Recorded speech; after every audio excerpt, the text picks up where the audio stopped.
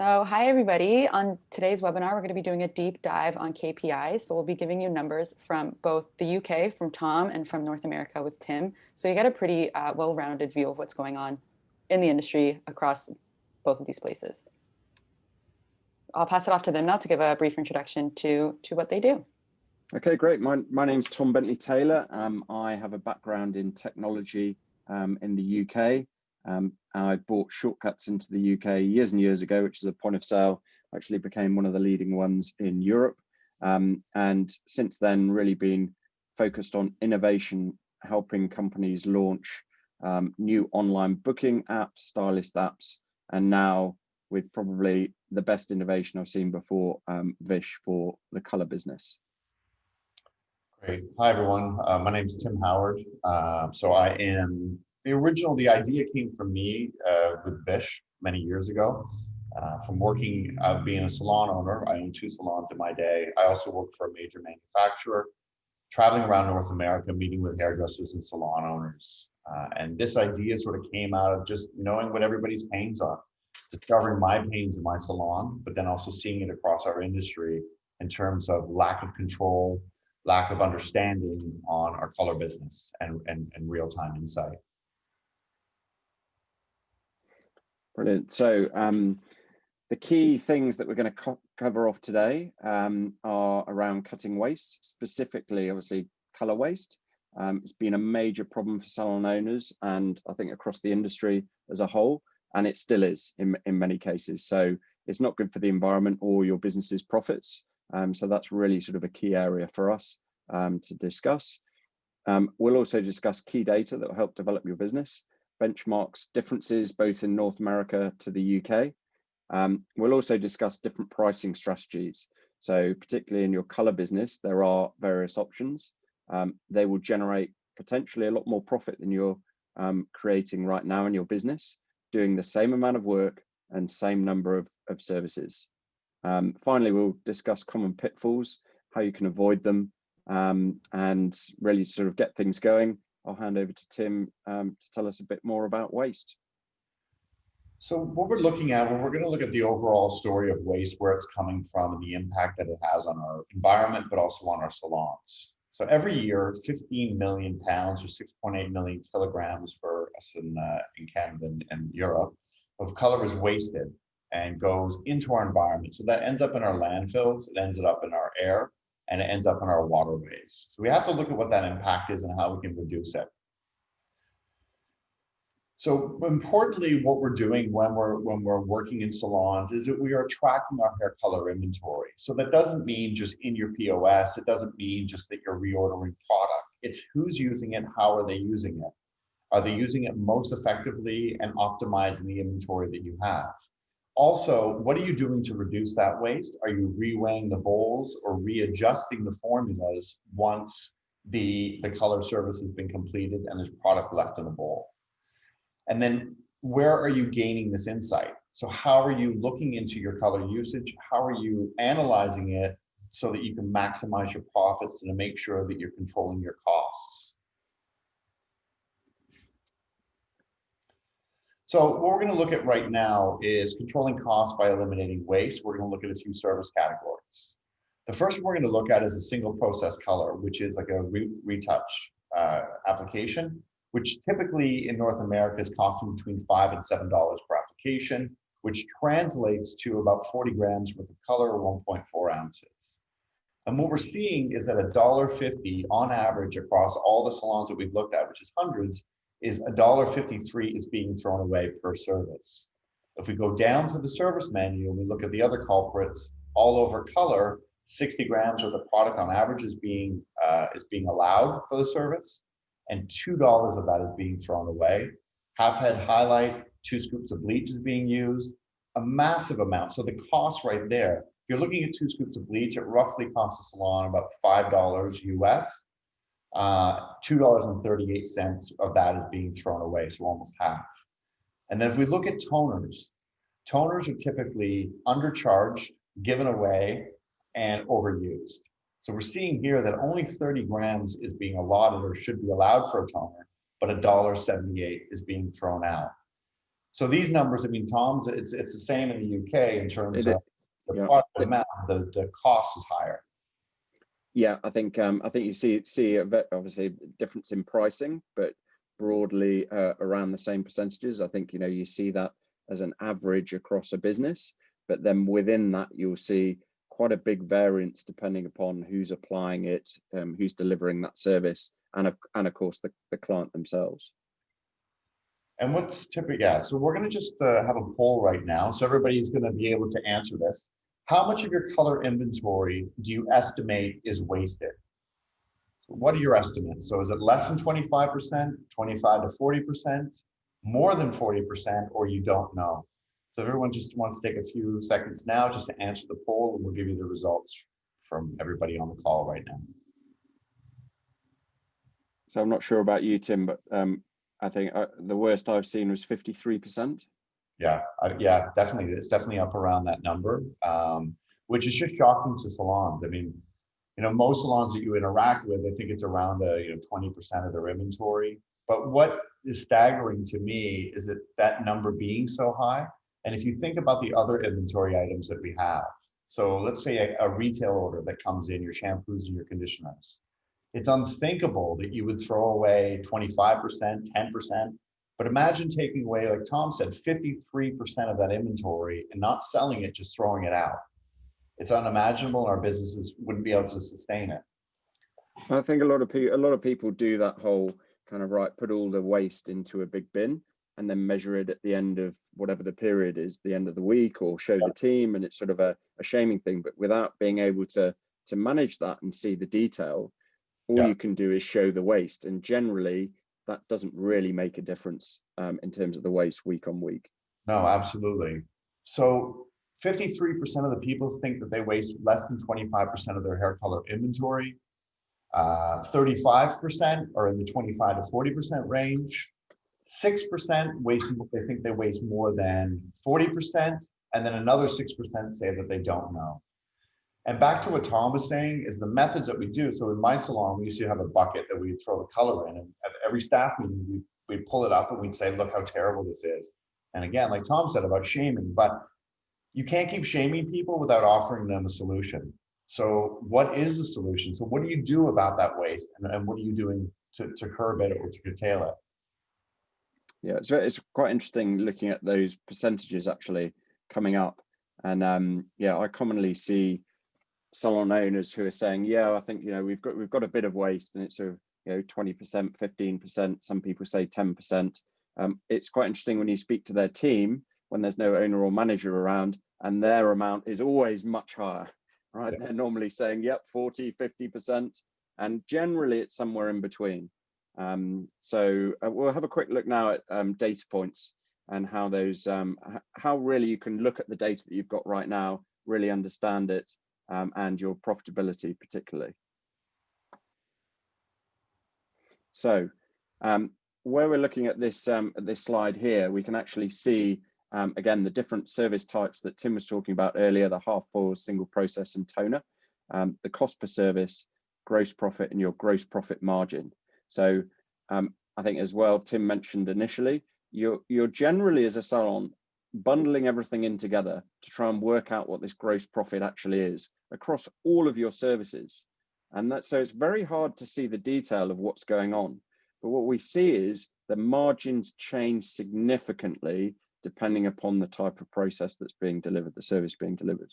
So you'll see half foils, you generally get around a 45% margin, going down to a toner, which is meant to be significantly high margin for the business and a big income generator at 28%.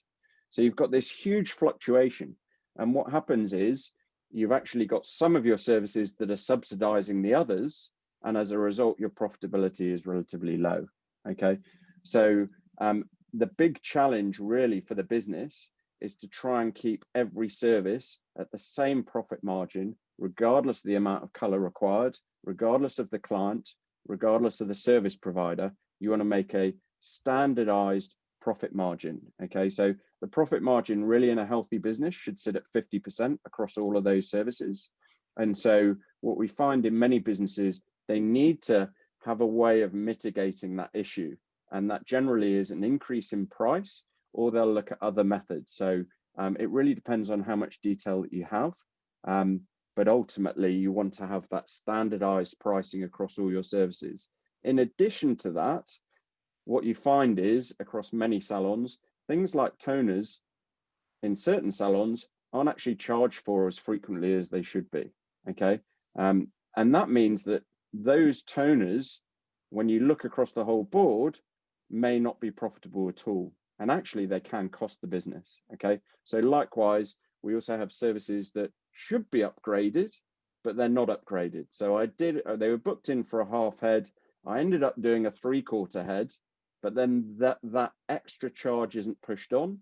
And things like surcharges, long hair surcharges, those equally cannot. So I think there's an issue in terms of profit margin, but there's also an issue around actually charging for all of the services, charging what you're worth, if you like, in terms of every service that we're delivering needs to be charged for, and the upcharges need to be put in place.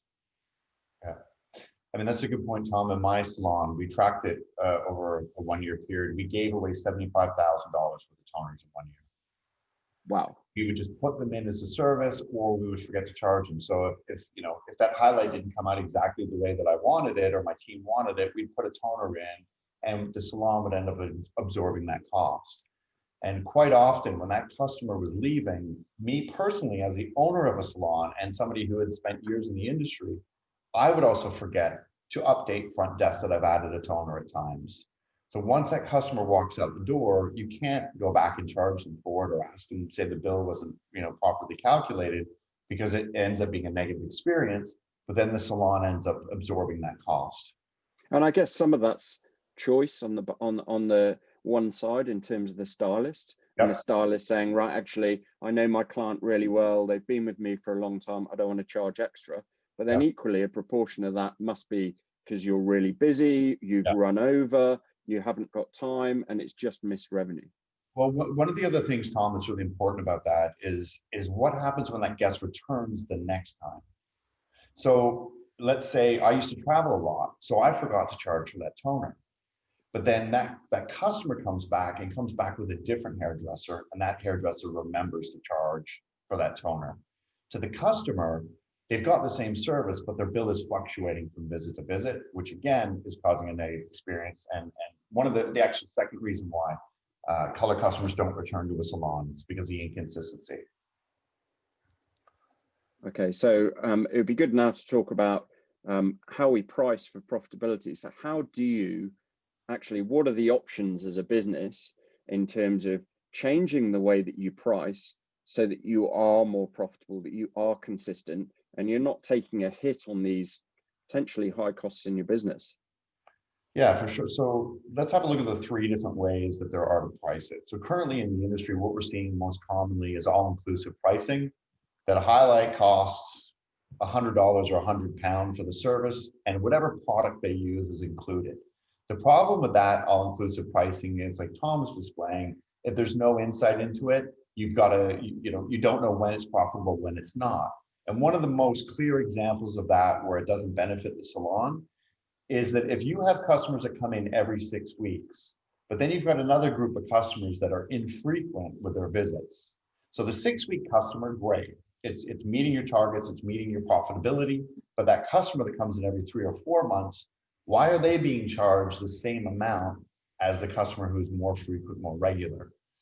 Another way to do the pricing is separating parts from labor, which is sort of a new way to do it in the industry. But I think personally, a lot of salons have a difficult time implementing this because it's such a dramatic departure from what they're already doing. So what they're saying here is that highlight is still £100 or $100, but the customer is now going to be charged also for whatever product is used. So you're including nothing in the service whatsoever. I've had a few clients sort of particularly sort of coming through lockdown and out the other side, where they've changed their pricing model and moved to that separate product and labor. And I had one client who's got 2 salons in the UK, and they actually adjusted their price slightly. So where we're talking about product allowance, and you might be saying, okay, I expect to have maybe a £4 or £5 charge for color within my price. Actually, took that off the price and then charged for the color on top. Yeah. And that made a significant difference. The adjustment between the different pricing models was much easier. Yeah, yeah. And that's, that's one way to look at it, is just how is your service, how is everything priced now, and how can we adjust it? And, great that, so we also have a third option, and that's what we're going to dig into a little bit more. So it's setting product allowances. So what we're doing here is we're saying, look, we've got your highlight service, that's £100. How much product is typically used for a 4 to 6 week visit? So let's say that it's 2 scoops of bleach with developer, which equals about 150 grams worth of color on a 3/4 head highlight. So that's what we're seeing here. What you're seeing on the screen is the Vish front desk application, which is to replicate a paper ticket that your team are doing, or verbal communication to the front desk. So this is digital. This is always going to display the correct information of what was done. So if this person came in, Dorothy came into the salon and I was doing her hair, she booked a 3/4 head highlight. I mixed 50 grams more than what was allowed for the service by the salon. So that's why you're seeing the $4.67 charge that goes on top of the bill. But if you look at the next line, which is the toner add-on, that Dorothy didn't book that. I decided as a hairdresser, I'm going to add that to the bill. In addition, I used more than what I was allowed. So I was allowed to use 30 grams for the product, which is included in the price of the service. I exceeded it, and now there's a $7.70 charge. So what we're seeing is the bill went from being, should have been, or would have been, if you did the all-inclusive pricing without noticing the toner, you would have charged the customer 110. Now our service went up to 150 because we added this, we found that the toner was done. But the extra product charge is $12.37. Now, salons really look at the way that they collect that $12.37 and they charge to the customer. It's very easily explained. It's just that we have an average amount that we use, and we are focused on customizing the bill so that it suits you as a customer and it's not a blanket. So rather than just going and saying, we're going to raise every 3/4 head highlight by $12, we're not going to do that. We're going to price it so the people who come in more frequently are going to have little or no product charges, whereas the people who come every 12 or 14 weeks will see a product charge added to the total. And Tom, I don't know what you, but I mean, in dealing with the salons in North America, the product charges for, anywhere from a 5 to a 10 chair salon they're seeing is about $2,000 to $3,000 a month extra. Yeah, I think we're seeing, so the average extra product charge is probably £3 to £5, and yeah, a six chair salon is making somewhere between £1,000 and £1,500 on extra product charges. But I think the other thing that's really quite surprising that I've found is that, from time to time, it's very rare, but you'll get people who have very long, very thick hair. The service that they want is using expensive products, and they need a huge amount of product. And I've had a number of clients who've rung me up and they've said, oh, I think our extra product charges are incorrect. And when we dig under the surface, it's a substantial amount of color that's being used. And if they hadn't charged the extra, they would have made a loss on that service. So I think, there are outliers as well, which really it's saving you from huge losses on that service. And ultimately, if those clients aren't happy to pay for it, then you do question whether it's worth your while delivering that service. And one of the other things that many salon owners on this call who do hair will experience this, is that my team used to constantly come over to me while I'm working to say, look, I've just used an extra 4 bowls of color. What do I charge? Because we're good at showing the customer what the bill should be from the service menu, but on the back end, we don't necessarily always have it well laid out for our team when they do use extra color, how much they should charge. So this is an automatic. We set the thresholds with you, and they become transparent to the guests and also transparent to your team. I think that's good for this slide. So we can look at the single process color, and we'll look at the average starting price for that service. And this is taken from North American salons, so Tom will weigh in on the difference. But what we're seeing is roughly 10% of that is the average cost of product. So when we talk about percentages, what Tom was talking about earlier, it's really clear to see it here. And if you're looking at highlights, for example, it's under 5% is your cost of goods for that service. Toner is over 25% or roughly 25% for that. So we'll look at the average cost per application, and Tom's going to talk a little bit about how that range can go from $3 or £3 per application all the way up to 18. Yeah, I think goes back to that. Yeah, when you look at it through the lens of service, you'll see that as an average across the team. But you can actually then see, right, what different service providers are delivering. And once we've got a whole quantity of services in, so if we're looking at 30 to 50 services per stylist or colorist, you will find there's a massive range. Okay, so in the UK, we see it ranging from around £3 to £4 up to 13, 14 across a team. They're delivering the same services, same quantities, just some people are using a lot more color. They might have a lot more waste. They might be over applying significantly. So I see waste in the bowl and then there's waste left on the hair. So we can actually analyze that and look at it and see, right, how can we help those people? Obviously Vish is reducing the waste, so you want to do that, but then what about over application?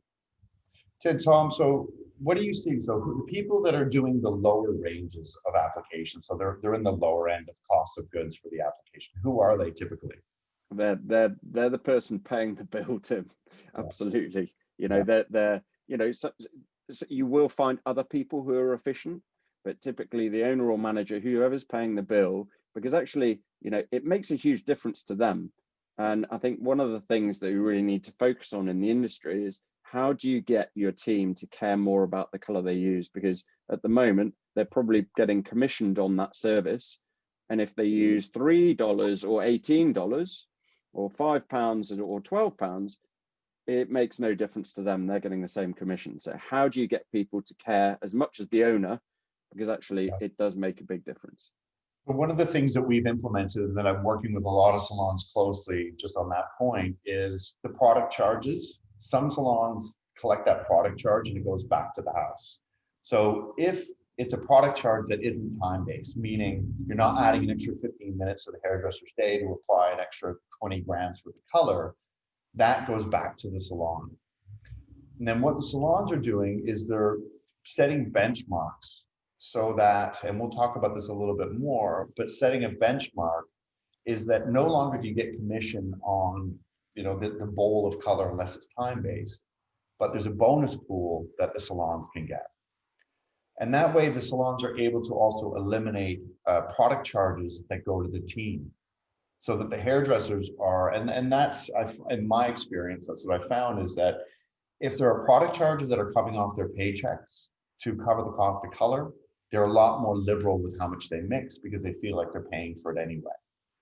So what we can talk about at the one-on-ones with everyone, because we don't have a lot of time to talk about it today, is how can we affect your commission structure or your bonus structure so that the team is getting a part of the product charges, but it also encourages them to use less. So that's a very interesting point. So I've done quite a lot of consulting with businesses where we've actually looked at paying commission on the net value. So actually taking the cost of color off the revenue and then paying a higher commission, as a result.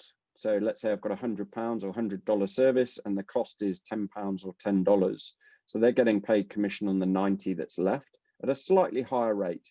And then as they reweigh and reduce their waste and they're more careful with color, it affects the business significantly. And then their commission actually becomes higher than it was previously on the gross model. So there's some quite clever stuff you can do.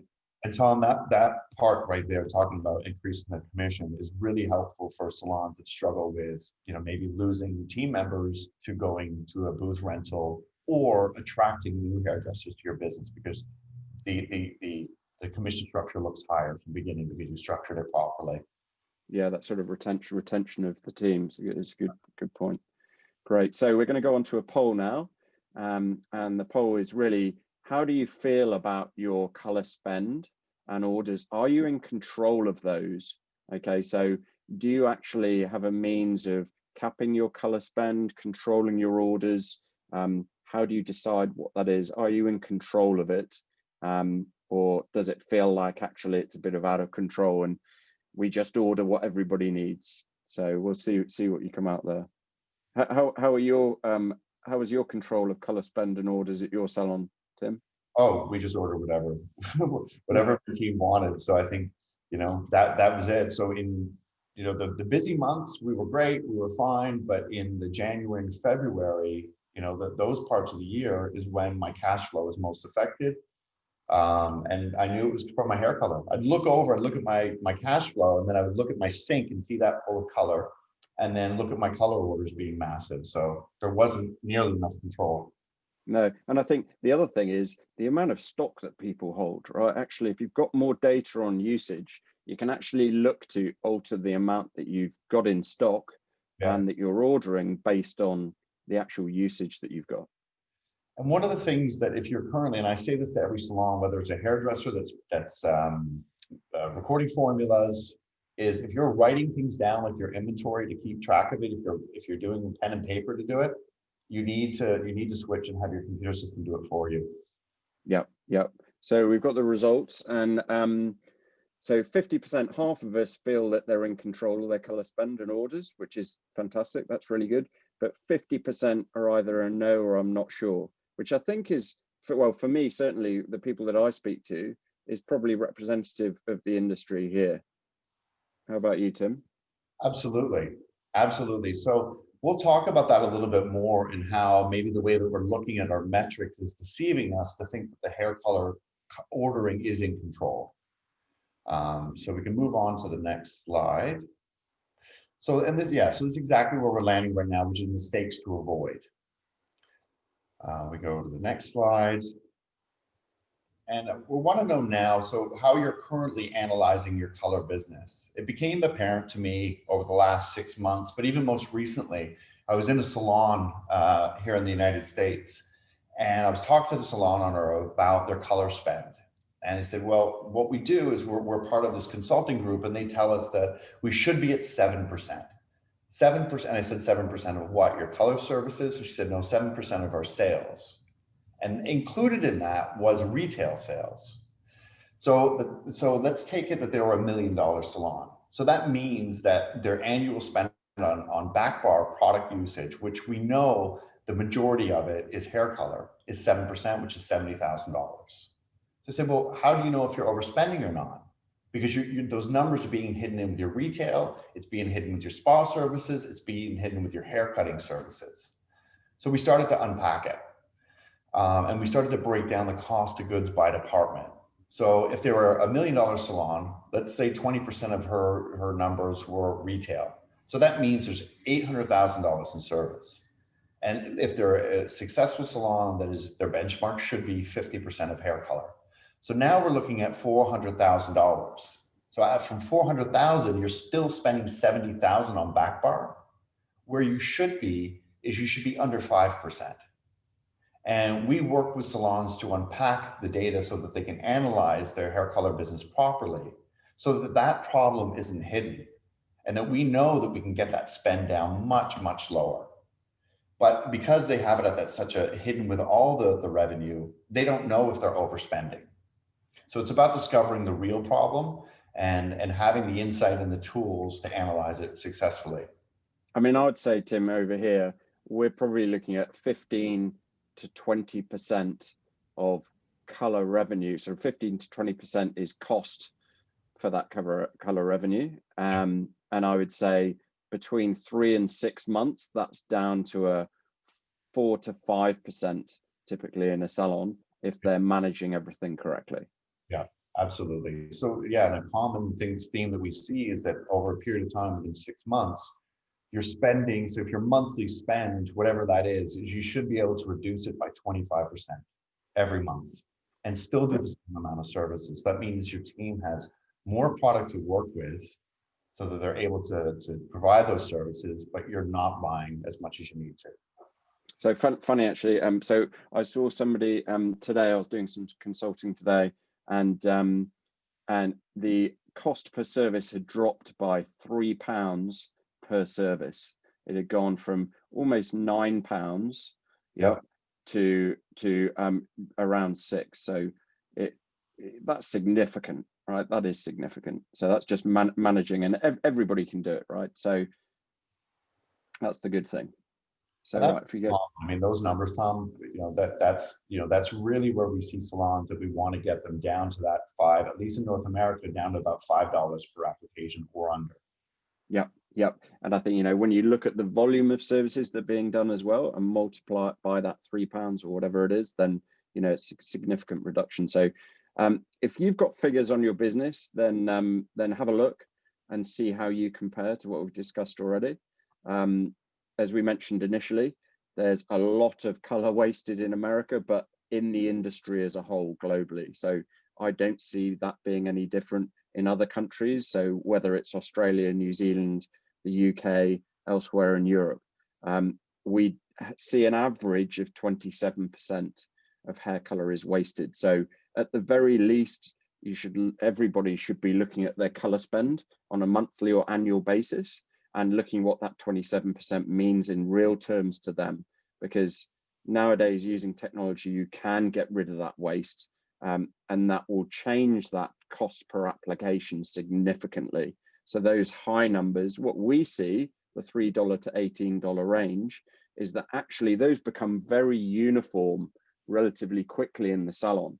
Yeah. So once they're actually everybody's wearing, they don't have waste, it becomes quite uniform. You haven't got that $3 to $18. It tends to be a much smaller range, would you say, Tim? Yeah, absolutely. It is. So, and then, to your other point, Tom, about that cost per application, is that when you get that insight and you see that even the waste is being reduced, there still will be team members that are using too much color, but that's simply education. Yeah. They're starting with too much color and they're applying too heavily on the head. And that's another way that once we get that waste under control, there's even more that can be reduced after the fact. Yeah, absolutely. And I think, from us, when we're looking at the metrics, it isn't a matter of just looking at waste. It's actually looking at the amount being dispensed per service. Waste is a part of that. But actually, once you start to break it down, there's waste, there's over application, etc. So it's really important to look at it through a lens of all of that data together. And certainly not be saying to your team, right, you've got too much waste, we need to deal with it. Yeah. It's actually about helping them manage that. And if you use technology like Vish, it gets rid of the waste.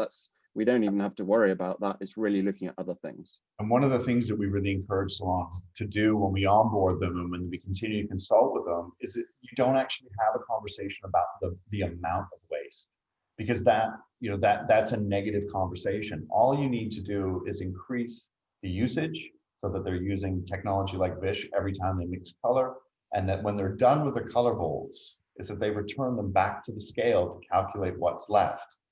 Now, obviously with Vish, that's an automatic process that we reduce that from the formula. But it's important that the team are tracking that reweigh amount as well. Yep, absolutely. So, I mean, with everybody listening in, if you've got questions on your figures, you're not sure, you don't know how to work them out, you might know your figures and just have questions around it and some of the stats that we've put up. Tim and I's email will be at the end, so feel free to contact us and we'll help out where we can. Yeah. So now we'll turn it over to you. So we're gonna look through the questions that come through, answer as many as we can. And as Tom just said, we are more than happy to meet with you one-on-one to answer any questions, whether you're a new user or an existing Vish user. We're happy to meet with anyone. So we can go ahead. We'll open up now for questions.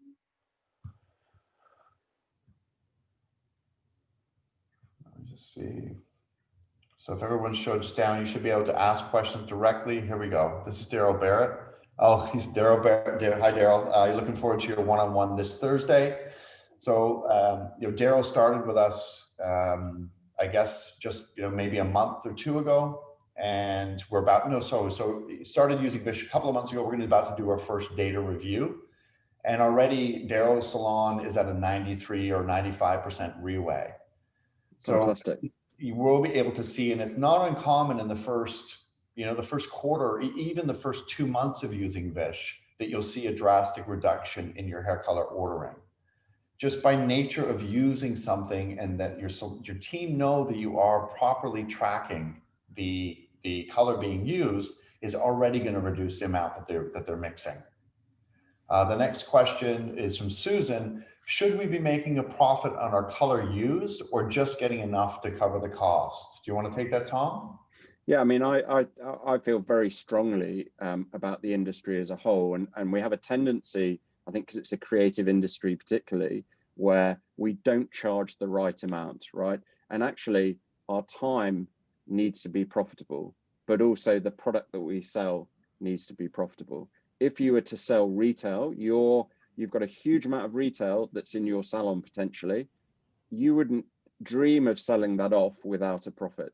And I would say that's the same with hair color. Yeah, you're having to not only buy that stock in, but you've got to stock hold it. It's in your business for a long time. You've got money tied up in that. I really think very strongly, and I advise a lot of salons, you should be adding a markup onto that. And that's just reasonable. Absolutely. From Danny Galvin, what is the biggest challenge in switching over to parts and labor?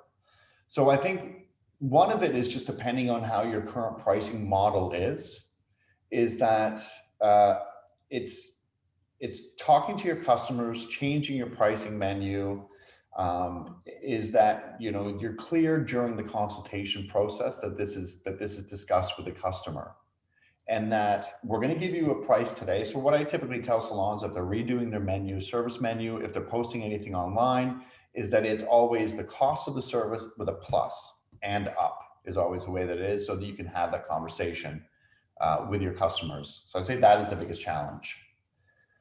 The next one, does the reweigh time frame take a stylist from $9 per application down to $3 or $5? Mine as an owner is $3.56 since September 1, and my lead stylist is $7.09. So the question there, I think, I'll make sure I'm answering, is how long is it a time frame to bring somebody down? And absolutely. So every time that customer returns and you reweigh that bowl, we adjust the formula, and we adjust it again, and we adjust it again. So the waste is gradually over the course of 12 months is going to go down. If you're a hairdresser that sees a lot of new customers, well, you're going to get spikes, and the waste is going to go up every time you make a brand new formula. You're going to see that. So it does take a little bit of time to make that adjustment. But again, like Tom said, one of the other things is looking at the application, because it's not just waste in the bowl, it's also waste on the head as well. And then Susan asked again, what percentage would you consider reasonable? So back. Okay, so I mean, just back to that question again, Susan. So we actually mark up typically 100%. So it's an incremental cost. So the average in the UK, and Tim will be able to mention about North America, but in the UK, as I said, we're charging around £3 to £5 per service for that extra color charge.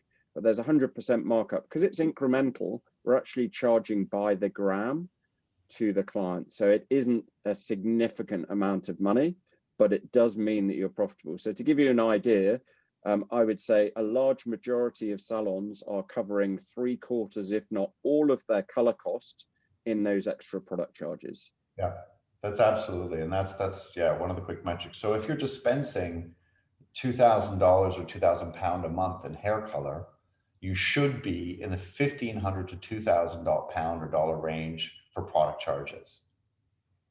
I'm just going to read out another one here. So it's not a question, but a comment. We have been able to get our product costs down from 6.5% 2 years ago to now 5.2%. The main difference in this last year was really working with Reweigh with our team and charging for extra product costs. Thank you for all of your guidance with this, Tim. So that's Jennifer Darbro, who owns is a manager of a salon called Pure in Kentucky here in the US. And again, you know, and Chet and Amber made a comment about meeting more. We are always here, myself and Tom and the rest of the Vish team are always here to continue that consultation to help you get control of your color costs and your color business. I'll read this one out. Maybe Tom, you can answer this. We are waiting on our new equipment and training in the next 2 to 3 weeks. What is the best way to determine the cost per service in order to be prepared. What are some talking points from my team in order to discuss the transition to BISH? Thank you. Okay, good, great question. So the way that we approach this is typically we would say, okay, how much product would you expect to use for each service? Okay, so we look at that and we'd be able to say then, right, as we were talking earlier, whether it be a half head or a single process or a toner, what is the amount that you'd be using for each of those? You'd give those to us, we'd convert that into a figure, a dollar value or a pound value, and we'll actually put that as your product allowance into the system. And then over and above that, you're charging for the extra product. The other way, so some salons don't really know or are unsure, is that we have some standard metrics that we would use from what we know across the industry, and we'd be able to put those into your system beforehand. Some people will run with the system initially in the first month and not charge extra product charges, and then they've got the data to be able to determine where those thresholds sit. And again, we'll work through this, and some of the talking points that you want to be able to talk to your customers and most importantly your team so they understand it, is that the threshold that we set for the product allowance are based on averages, that initially we set them up with you, and we'll set them on what we know or what you already know you want to include in that service. But then as we refine it, we kind of go back over in the 30-day review and the 60-day review with you, how they are and how they can be adjusted. So can they be adjusted down, or or the team not comfortable with it? But I think it's a key point, isn't it, really, Tim? Sorry, Tim. It's a key point, and I think a lot of people, take fish on and everything like that, but we do a huge amount to help understand these numbers and consult and ensure that you're at the right level, whether it's extra product allowances or the actual data that you see in your dashboard, what's happening with your color business, what commonly do other salons do around that data. I think it's sort of for me, that's a key part of our consultancy and delivering value to the salons who are working with Fish. Absolutely. And one of the things if we just go ahead and raise our general service pricing, that doesn't eliminate the problem or give us more insight. So people, typically product allowances are beneficial to getting that increase because it's customized to the customer.